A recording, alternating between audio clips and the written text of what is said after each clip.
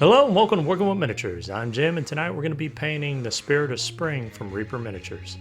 This miniature was primed black with an airbrush followed by an anti-zenithal spray of violet and zenithal sprays of green. If you do not have an airbrush, you can replace these steps by painting the dress by hand. Ultimately, using the airbrush merely saved me time and was not used to achieve any real effects that cannot be done with the brush. Once inside at my desk, I pick up the brush and work my way from the inside out, and what I mean by that is painting the parts first that would be the most difficult to avoid accidentally getting paint on other areas. For this model, my planned order is the flesh, the white clothing, the green clothing, the hair, and lastly the flowers. The base will be covered in flocking, and because the oversprayed green from the airbrush provided my base coat, I'll not need to paint the base at all, save for the black rim. If you're new to this channel, I'd like to mention that my videos are not really meant for how-tos regarding painting, but more of this is what I did and this is what I learned from it. After several light coats of thin magenta, I add two shade colors, one being violet and the second a mix of violet and a dark blue. This second shade should not have been done as it made her look battered and bruised, as opposed to being a shadow for her skin. Also, being that I'm aiming for a pale Caucasian flesh tone, I know better than to use blues anyway, as I've been getting too heavy-handed and making the subject look as if she was freshly drowned. Mixing the base color with a little flesh tone, I begin building up the first highlight, eager to change her complexion from a ripened plum. I go back over it a few times, slowly building this highlight up over several thin coats, with the first being focused on getting some general color down in the right areas, and the subsequent follow-up coats to smooth and even things out. It's also important to allow a little time in between these coats, so that it dries sufficiently to not tear up with following brushstrokes.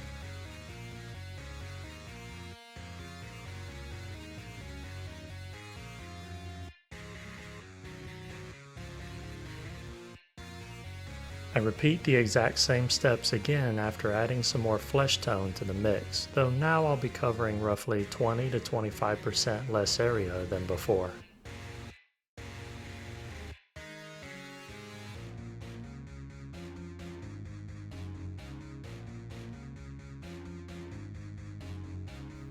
I again repeat the exact same steps, adding even more flesh tone paint to the mix, and covering roughly 20 to 25% less surface area than I did in the previous step.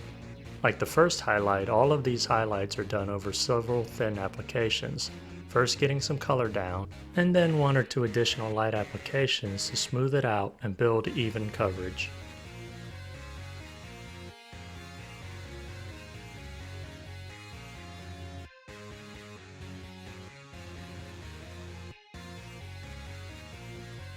I will be applying one additional highlight, but first I return to my base color of magenta and thin it down to a glaze. I then glaze this lightly between the visible base color and the first two highlights to soften the transitions between them.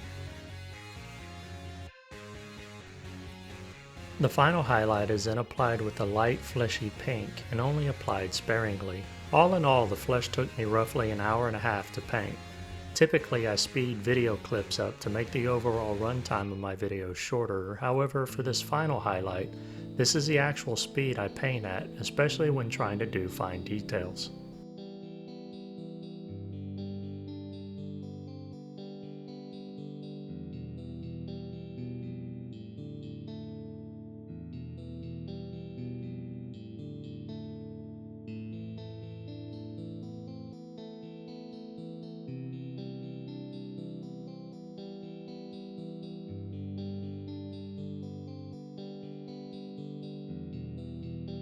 I throw some black and off-white paints on my palette to mix some gray tones, however before doing so I use the black to paint the eye sockets off camera.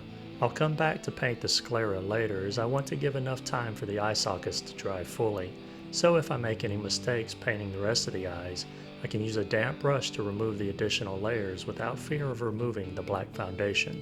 I then mix a mid-ranged gray and base coat the white clothing, before adding a little more white paint into the mix for my first highlight layer.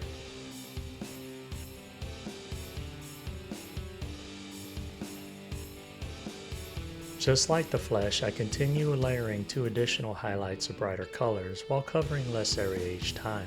Note that I haven't painted the sleeves white yet, but I do come back and do so off camera. Originally I was going to leave it green before deciding it would look better if it matched the petticoat and her girdle.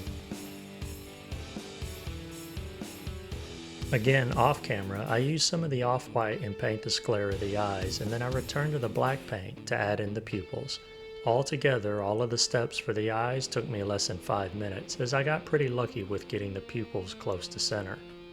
I then start on the hair, which initially I planned to paint last. I'm not sure how I got things out of order, but ultimately it didn't matter, as the hair and green dress make only negligible contact on her back, and it didn't cause me any issues. Like the flesh and white clothing, I start with the base coat, followed by multiple highlights. If the dark blue shadow was my first major issue that I would not wish to repeat in the future, then starting with such a dark base coat would be my second. My intention was for her to have blonde hair and not brown, so starting a shade or 2 lighter as the base coat, and then maybe adding this burnt umber as a shade in select areas would have proven to be a better foundation and may have required fewer highlighting steps. Having painted the Spirit of Summer as a redhead and the Spirit of Winter with black hair, my idea was for this Spirit of Spring to be blonde, and then the Spirit of Autumn that I'll be painting later this year as a brunette.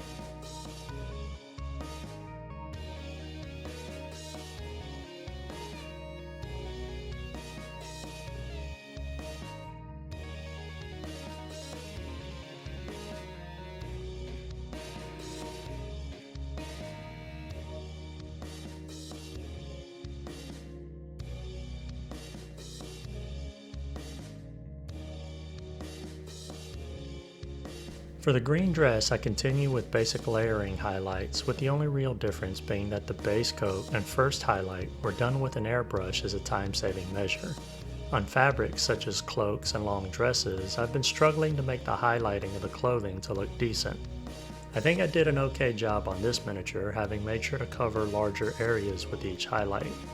Before, I was covering only about half of the area that I should have, even where recesses were only shallow.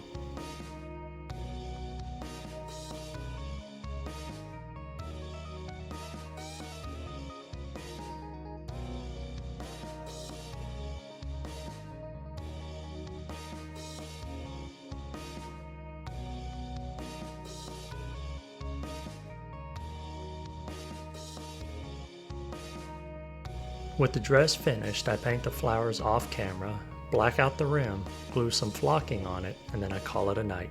The flowers unexpectedly took me 2.5 hours alone.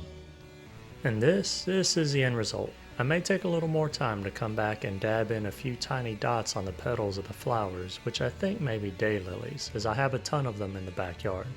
That's right, your boy dabbles in horticulture. Doing so will add a little more detail to them and bring them in line with the more layers applied on the rest of the miniature. For lessons learned or not learned, I've got to stop adding blue shadows to pale skin unless it's undead or a drowning victim, because that's what it'll look like otherwise. Also, burnt umber is likely too dark of a color for a base coat for blonde hair. All in all, I think this is one of my best miniatures that I painted this year, and I'm pleased with how it came out. What do you think? I hope you learned something or were inspired to start or expand your own collection. If you have any questions or comments, please leave them below. And if you like the content of this video and would like to see more, you can support this channel by liking, commenting, sharing, and subscribing. I'm Jim with Working with Miniatures. I'm truly grateful for your time, and I bid you a fond farewell. Until the next video.